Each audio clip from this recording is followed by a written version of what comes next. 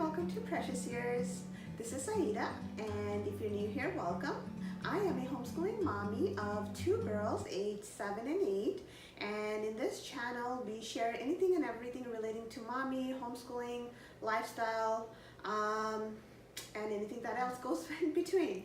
So today I'm going to be talking to you guys about how or the mindset I am in as I prepare to embark on the next homeschool year. And this is a collaboration with two wonderful ladies, and their channel name is Chips and Salsa Homeschooling. And if nothing else, just by their name, go check them out. They are actually wonderful two friends that are doing this homeschooling YouTube channel, and so it's a lot of wealth of information. I've enjoyed watching a lot of their videos, so be sure to check them out. This is also a collaboration with lots of other ladies as well. Playlist will be in the description below, so be sure to check out all of their videos. Some of them are actually my very close YouTube friends, so I'm super excited to check out everyone's videos and get some more insight and wisdom from their videos as we embark on our new homeschool year. So today what I wanted to talk to you guys about is that how I kind of prep or pre-plan our homeschool year. So what I do is I like to sit down with my girls, and we like to kind of talk about the previous year and the subjects that they enjoyed, the activities that we've done that they've enjoyed and they want to continue doing, things that I as a teacher can improve on, and at the same time I can kind of let them know if there are certain things that I think they can improve on.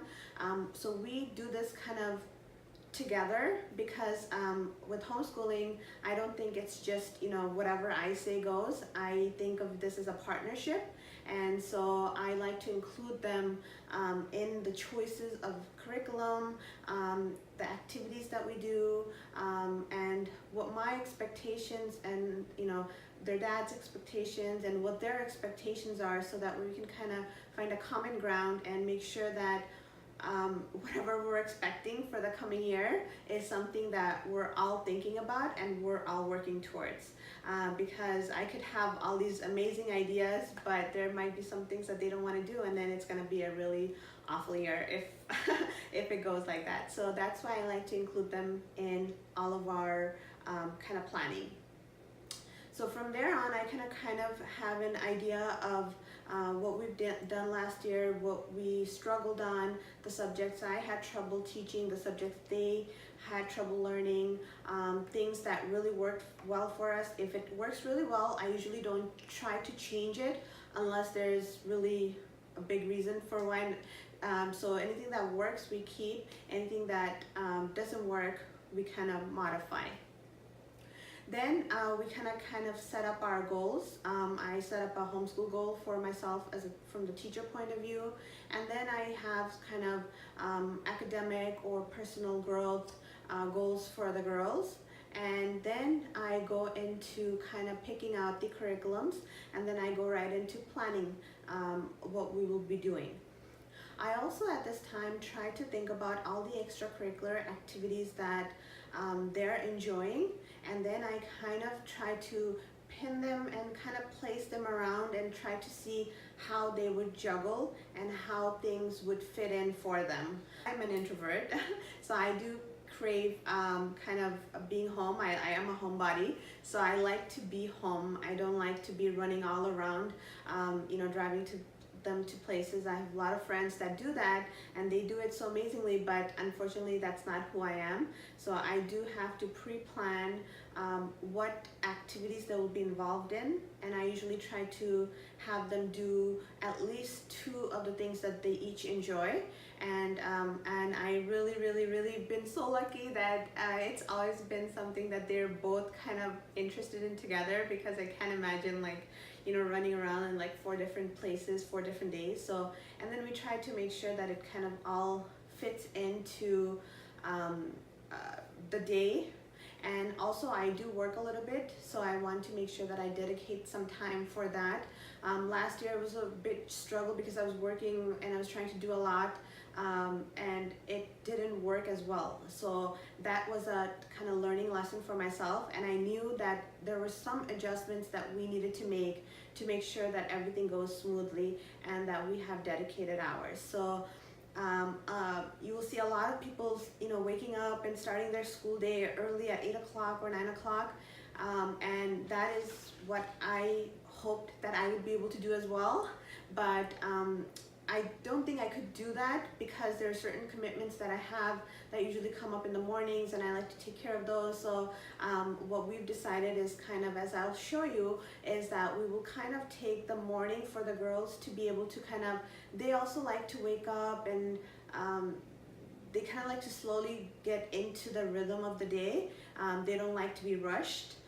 So that's why, I plan on myself waking up early and getting some of the alone time that I need to kind of rejuvenate and re-energize myself, and then work for a little bit while the girls kind of get up, kind of do their morning routine, and then we sit down together and have like a nice breakfast, and then we do morning basket, and by that time I'll have already I will have already eaten. So as the girls are eating, I could be reading to them, and that's our breakfast with books time. And that is what I am planning on. This year, I'm also planning on spreading out our lessons throughout all 7 days. Now that's kind of, you might think, wow, I feel bad for those kids, but you know what?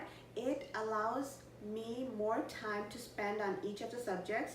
And when you're homeschooling, you're kind of always learning. So my kids on the weekends, they're like, well, do you have anything else for me to do? And my little one is like, oh, they always want to learn. They always want to do something. And so setting those, fun projects type stuff during the weekend will allow them to, allow us to have more time to get to all the projects that we want to get to. Next year, our curriculum includes a lot of hands-on activities. I want to teach them how to knit. I want them to become more proficient in coding and creating. I want them to have more time learning instruments. And so I want to make time for all of that. But if you are allocated certain amount of time, and there's so much that you can really do in that time. And so I really think for us, the 7-day is going to give us enough time to hit and touch on everything that we want to do without feeling overwhelmed, without feeling like, okay, we just have to move from one subject to another. So that is one big change that we're making, is that we're spreading out our assignments all 7 days. And I think it's going to be really good for us, because sometimes, especially in the hotter months, which I live in Florida, so in September it's still pretty hot. Even in October it's pretty hot. So sometimes weekends I don't feel like going out, and so then it gives us something to do aside from just letting them play and all of that. So I think that will be a really good a good change for us. I'm really optimistic. I'm thinking it's going to be really wonderful for us. So that is one change that we're making by looking into the previous year. We're all different, although things look perfect in a picture or on a grid or on videos, they might not be perfect for us. So it's really good to kind of sit back and look at ourselves as the teachers, the homeschool teachers, and look at our students and see who we are, and then try to fit in everything else. That is one thing that I think over the years I've embraced, is that homeschooling is not just school for us. It's a lifestyle for us. Or whether we're on vacation, or whether we're home, or even we're at a grocery store, or we're at a bank running errands, right? Somehow learning lessons kind of all interject. And so I have learned to understand that homeschooling is not just just a limited time thing. It's actually part of our life, and when something's part of your life, you want to make sure it's as comfortable, as comforting, and as you know, as easy for you to implement and do, because you know, otherwise it's gonna be kind of like sad. Like, just like when you're working, if you don't like what you're doing, then you're not going to be happy with it, or you're not going to be able to really, you know, find that happiness because you don't like what you're doing, right? Same thing with the homeschooling. If you don't like what you're doing, you're going to get frustrated, and that's just how everything in life is. So I think one of the biggest lessons I've learned over the years is that homeschooling is a big part of our life, and it is something that I want to make sure that we all kind of work together and we find a common happy medium between my girls, myself, even my husband, because he does contribute ideas and all of that into our homeschooling. So I hope you enjoyed this video, and I hope you found something of value as you embark on your new homeschool year. I wish you a wonderful year ahead, and I know that you're gonna have a marvelous year, and I hope it's going to be filled with lots of fun and exploring and activities. And remember, once your kids grow up, they're not going to remember the assignments or the checked off you know, lesson plans and all of that. What they're going to remember are the memories that you guys are, you know, making and building and creating together. Be sure to check out the playlist linked below, and I'll also link it above, so that you can check out the wonderful ideas and wisdoms and, you know, experiences that other moms will be sharing with you, because I'm super excited, because I get a lot of motivation from a lot of people in the social media. So I'm looking forward to that. And also, if you are on Instagram, please sure to follow us at The Precious Years. I do share a lot of our day over there. I'm trying to be better at making videos, but I do share a lot of our daily lives on Instagram, and I would love to see you there. And if you do, you know, happen to follow, send me a PM. I love getting to know you guys and kind of building that community. I really, you know, sometimes homeschooling can be fun, and sometimes it can be kind of lonely. So I enjoy meeting and getting to know other people. So if you do follow us there, or if you're, you know, if you're watching my video, please do leave me a comment below. I'd love to get to know you, and I will see you on our next video. Until then, happy homeschooling. Have an awesome day. Bye-bye.